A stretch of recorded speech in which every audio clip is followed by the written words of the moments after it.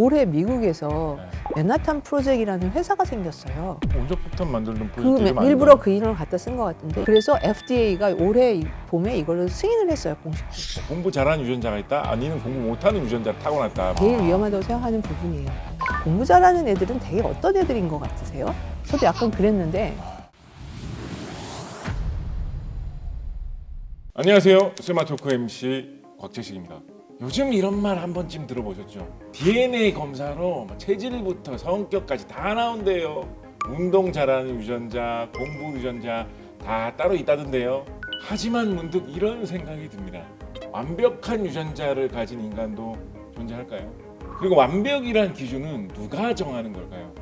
오늘은 바로 그 질문을 던져보려고 합니다. 송기원 교수님을 모셨습니다. 생명과학을 오랫동안 공부해온 사람이고, 그리고 연세대학교에서 생화학을 가르치고 있습니다. 요즘은 유전자 검사 키트 하나면 네. 뭐 체질, 성격, 뭐 다이어트가 잘 되는 사람이냐 아니냐, 심지어 연애 스타일까지 뭐 다 나온다, 이런 얘기도 왕왕하는 사람들이 있거든요. 이게 정말 가능한 결과라고 할 수 있을까요? 저는 믿지 않으셔야 된다고 생각합니다. 유전자 검사를 해서 확률을 알려줄 수는 있어요. 인간이 사실은 99.9% 유전 정보가 동일합니다. 그러니까 유전 정보 대부분이 같다는 얘기는 뭐냐면, 인간은 굉장히 신생종이라는 얘기예요. 다른 종보다. 대부분 같은데 미세한 차이들이 어떠한 변화를 유발할 수 있는가, 요거에 대해서는 우리가 아직 그만큼의 데이터가 축적되어 있지 않고요. 기존에 있는 데이터를 기반으로 해서 확률적으로 이런 유전자가 이런 변이가 있으면 뭐 이런 확률이 좀 높아질 것 같다. 뭐 확률적으로 이게 좀 낮다. 뭐 이런 정도를 현재 알고 있는 거고, 또 한 가지 오해는 대부분의 형질들은 하나의 유전자에서 결정되는 게 아니거든요. 굉장히 여러 개의 유전자가 같이 작용해서, 그것도 유전자의 수가 여러 가지이기도 하고, 유전자가 발현되면 사실은 이런 형질로 나타나게 하는 건 단백질이 주로 하는 일인데, 이 단백질로 발현되는 수준이 다 유전자마다 개인마다 다 다릅니다. 그렇기 때문에 그런 차이들이 복합적으로 나타나는 거라서 유전자 검사에서 뭐 어떻다라고 해서 이럴 것이다, 그렇게 예측하는 건 되게 어리석다고 보거나, 아니 재미로 하는 건 할 수 있어요. 그러면 완전. 세상에서 제일 잘생긴 사람하고 세상에서 제일 못생긴 사람하고도 유전자로 보면 0.1% 네. 차이. 그러면 반대로 예를 들면 좀 나온 출현이 좀 오래된 종, 상어나 뭐 이런 걸 살펴보면 유전자들이 좀 꽤나 다른가요, 더? 그러니까 개체 간의 베리에이션이 큽니다. 그러니까 유인원이나 뭐 침팬지 이런 경우도 인간이랑 유전 정보가 98.4%인가 거의 1.5% 차이밖에 안 나요. 그러나 그들 간의 개체 간의 차이는 인간보다 훨씬 큽니다. 옛날 어른들이 말하던 뭐 사는 거 다 거기서 거기다, 이런 게 어떻게 보면 유전자 차원에서는 좀 약간 맞는 맞는 얘기군요. 말씀이죠. 이건 쉽게 유전자로는 말할 수 없는 거다라고 이야기는 해주셨는데, 예를 들면 뭐 피는 못 속인다, 뭐 IQ는 유전된다, 외모는 뭐 80% 유전이다, 뭐 이런 속설들 여러 가지 있지 않습니까? 속설이 아니라 네. 유전자가 영향을 전혀 안 끼치는 건 아니에요. 그럼 형제들은 유전자 풀이 똑같은 데서 나왔잖아요. 네. 제가 애 둘을 키워봤는데 어떻게 이렇게 다를 수가 있을까 싶게 다르거든요. 피는 못 속인다는 얘기는 유전자로만 이루어진 게 아니잖아요. 같은 그 가족이랑 피를 섞었다는 얘기는 대부분 아주 특별한 경우가 아니면 같은 환경을 공유하고 계속 인터랙션을 하면서 살아온 사람들이잖아요. 먹는 것도 계속 비슷한 음식 먹으면서 살았고. 그러니까 이제 네. 그 유전자만의 얘기가 아닌 거죠. 이거는 생활 습관 이런 것들이 다 환경의 요인이 굉장히 많이 들어가 있는 얘기인 것 같아요, 저는. 요거는 좀 유전이 좀 많이 작용하는 것 같다, 이런 걸 좀 소개해 주실 수 있다면.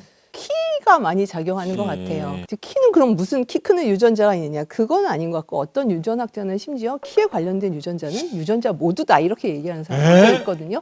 그러니까 한 가지 어떤 성질이 나타날 때 그거를 우리가 이것 때문이다라고 얘기하기 굉장히 어렵다는 거를 말씀드리려고 하는 거예요. 그럼에도 불구하고 부모님이 다 키가 크면 그 자손은 키가 클 확률이 훨씬 높거든요. 그게 한 80% 정도 된다고 하는데, 그러니까 그게 이제 유전자가 어떤 우리의 조건을 형성하는 건 맞는 것 같아요. 근데 이제 그거에 의해서 막 다 정해지는 거다, 이거는 아니라는 거죠. 어떤 유전자 하나만 어떻게 딱 건드려주면 키가 막 쑥쑥 자란다, 그런 이런 거는 거는 아니고. 환경이 더 중요하다는 게, 우리나라의 평균 신장이 굉장히 올라갔잖아요. 그렇죠. 근데 이제 북한의 청소년들의 평균 신장에 비하면 우리나라 청소년들의 평균 신장이 훨씬 크거든요. 그러면 우리는 사실 DNA 거의 같잖아요. 그 차이를 설명하기가 어렵죠. 그거는 무슨 얘기냐면, 자라오면서 영양, 뭐 환경, 좌식 생활을 하냐, 입식 생활 이런 모든 것들이 다 관여된다고 보는 거죠. 뭐 공부 잘하는 유전자가 있다, 아니면 공부 못하는 유전자를 타고났다, 뭐 이런 식의 얘기도 일상적으로 좀 하는데 제일 위험하다고 생각하는 부분이에요. 근데 사람들이 보통 그런 얘기를 할 때 뭐 공부 잘하는 유전자, 운동 잘하는 유전자 뭐 이렇게 잘하는 거를 주로 우리나라는 물어보는 것 같아요. 근데 저한테 선함을 결정하는 유전자는 있습니까? 이런 거 질문하신 분은 한 번도 없었거든요. 그러니까 우리의 관심은 오직 사회에서 경쟁에 유리하나 뭐 이런 거에 주로 그 질문이 포커스되어 있는 것 같아서 특별히 그러니까 선함, 악함 이런 것이 이제 유전에 의해서 결정되는 것이냐 뭐 사람들이 관심이 많았죠. 특히 뭐 연쇄 살인범 뭐 이런 거 폭력성이 높아지는 거 사람들이 찾았다고 하는 유전자들이 몇 개 있었어요. 뭐 대표적이게 모노아민 옥시데이즈라는 게 있어서 뭐 연쇄살인범에서 이 변이가 있다 뭐 이런 얘기가 있었고 남성이 더 폭력성이 높다 그런 그것도 오해라고 생각해요. 저는 사실 우리의 행동에 이제 많은 부분이 뇌에 있는 그 신경 전달 물질에 의해서 굉장히 예민하게 조절이 되거든요. 근데 그런 이제 세로토닌이라든지 도파민이라든지 그런 것들의 아주 미세한 밸런스에서 이제 그런 성향은 있는 것 같아요. 교수님 말씀하신 거 들어보니까 이게 점점 이거 검사 받아 제출하는 비용도 싸지고 간편해지고 굉장히 싸죠. 이제 10만 원이면 됩니다. 사실 전체 안 읽고 중요한 유전자만 읽으면 10만 원이면 돼요. 그렇게 되면 진짜로 기업에서는 아니 면접을 보느니 차라리 그걸 하나 제출하라고 하고 좀 보겠다 이런 데들이 생길 수 있지 않을까? 그러면 안 되죠. 그러기 전에 어떤 그런 것을 금지하는 법이 있어야죠. 금지하는 유전 어느 정도의 정보를 그런 유전 정보 규제가 좀 필요하다? 아마 미국은 이미 만든 걸로 알고 있어요. 유전 정보를 기반으로 해서 사람을 차별할 수 없다.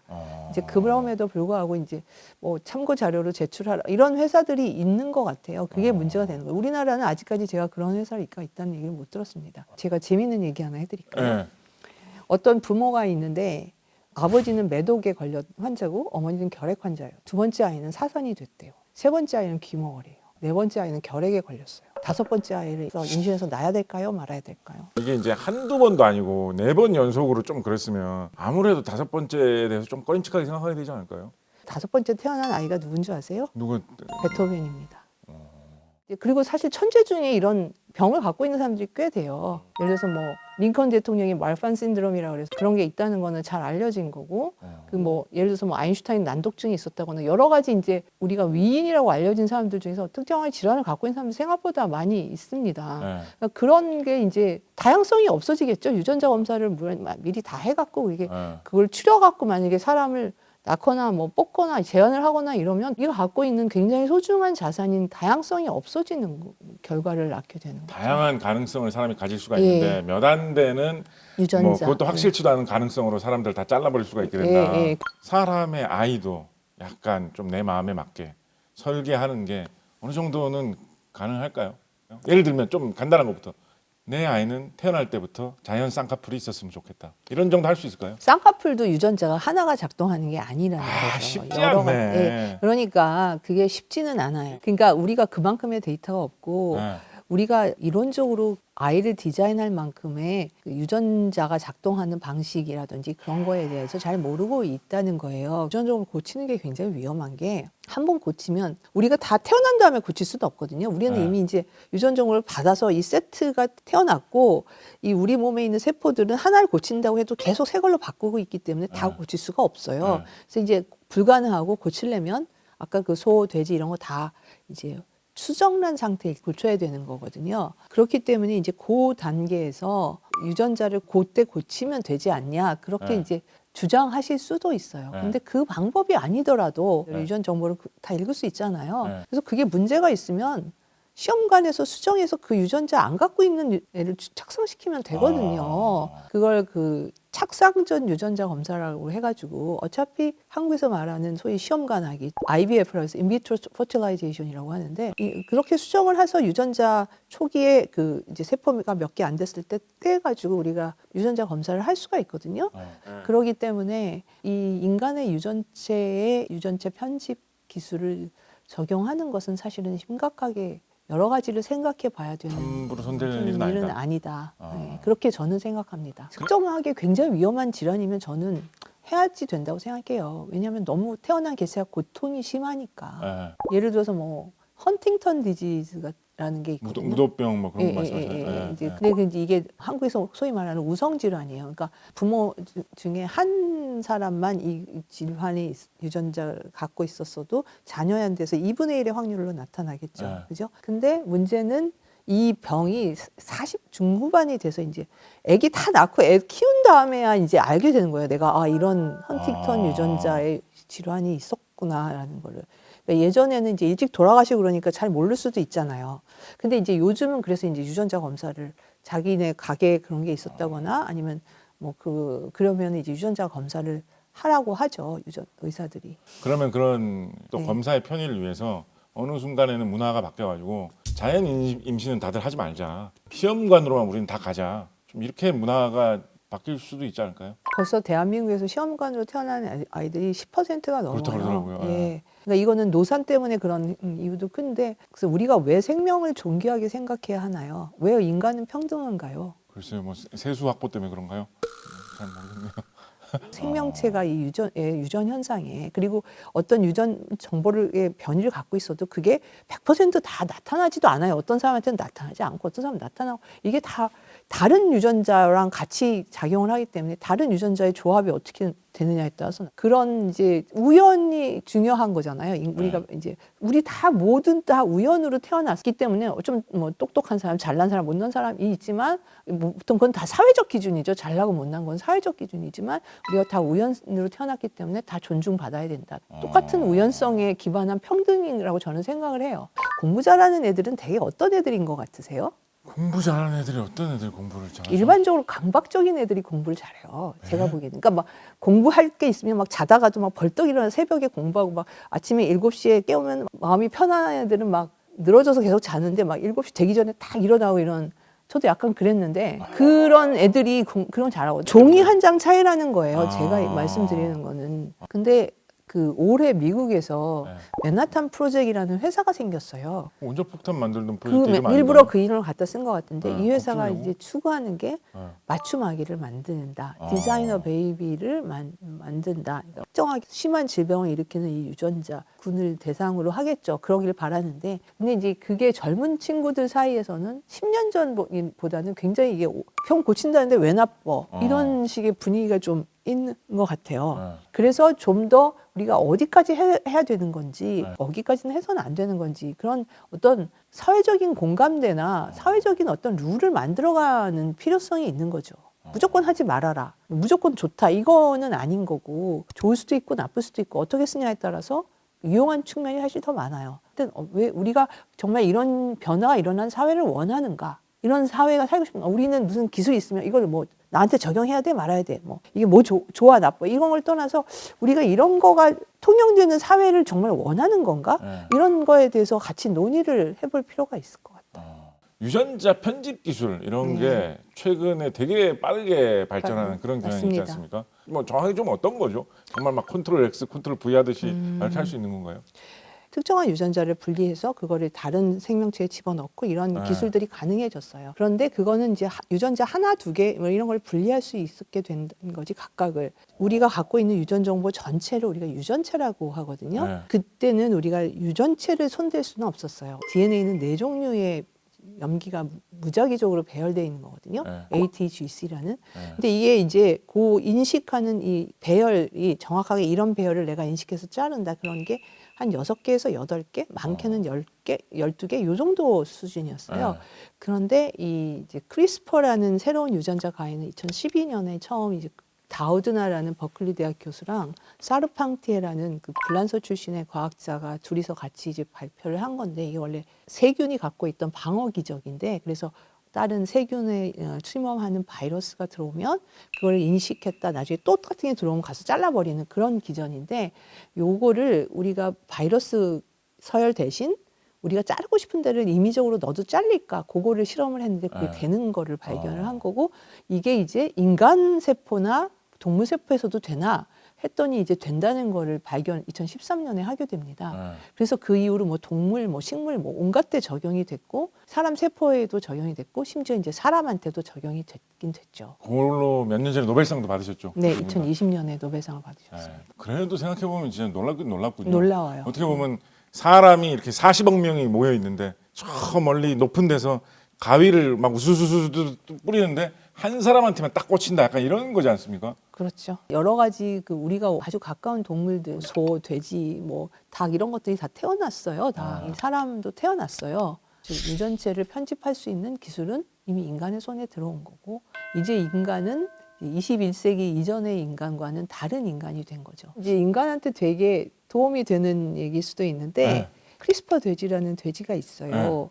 그러니까 이 돼지 안에 있는 바이러스라고 생각되는 시퀀스들을 유전자 가위 방법으로 다 제거를 해가지고 그리고 이제 인간한테 들어왔을 때 굉장히 그 면역 반응을 굉장히 활성화할 수 있는 그런 부분이라고 생각되는 부분을 없애가지고 요 돼지가 이제 태어난 거죠. 이제 이 돼지의 목적은 인간에게 이제 장기를 공유하는 목적으로 태어난 돼지예요. 근데 이제 이 돼지로부터 실제 신장을 공여받는 수술이 작년에 있었고요. 이미 인공 신장을 했는데 그것도 다 이제 작동을 안 하고.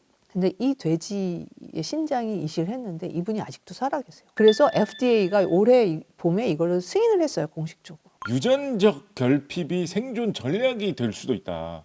사실 인간이 지금보다 훨씬 유전자가 아마 많았을 것 같아요. 그러니까 인간만 비타민을 먹잖아요. 근데 다른 대부분의 동식물들은 그 많은 비타민이나 미네랄이나 필요한 영양분들을 이렇게 몸에서 합성할 수가 있거든요. 근데 인간은 이제 잡식 동물이잖아요. 채집 생활하고 잡식 동물이 되니까 굳이 유전자를 만들지 않아도 먹어서 다 섭취가 되니까 아마도 그런 유전자들이 다 없어졌다고 생각이 약간 들어요. 퇴화해서 사라진 거다. 예. 왜냐하면 유전체를 가서 계속 복제해야 되잖아요. 그러니까 유전 정보가 많을수록 좋은 게 아니거든요. 그게 부담인 거거든요. 복제를 계속 해갖고 그래서 아마 없어진 것들도 있을 거라고 생각이 되거든요. 인간다움이라는 게 뭔가 그런 거에 대해서 좀 유전자에 이게 별로 연관이 없는 것 같지만 굉장히 많이 연관되어 있는 주제거든요. 근데 뭐 결핍이 있다는 게 물론 이제 고통스럽죠. 근데 고통이 없이 또 인간다움이 생기진 않는 것 같아요.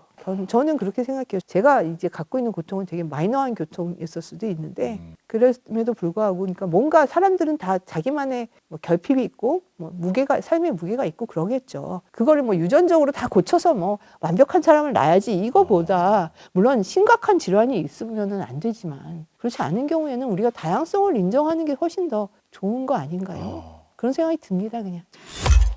문득 이런 생각이 듭니다. 만약에 우리가 정말로 완벽해진다면 그때도 여전히 인간이라고 부를 수 있을까? 인간답다고 할 수 있을까? 그런 생각이 드네요. 마지막으로 교수님 뭔가 하고 싶으신 말씀 있으시다면 좀 들려주십시오. 우리가 어떤 조건을 한정한다는 거에 대해서 유전자의 기능을 무시할 수 없지만 그러나 거기에 너무 그러니까 인간의 특징 중에 그런 게 있는 것 같아요. 어떤 현상이 있으면 그 원인을 하나로 규정하려는 환원주의적인 성격이 굉장히 강하거든요. 단순화시켜가지고 이것 이렇게. 때문이야 이렇게 하는 게 유전자 때문이야 이렇게 생각하려는 경향이 있는 것 같아요.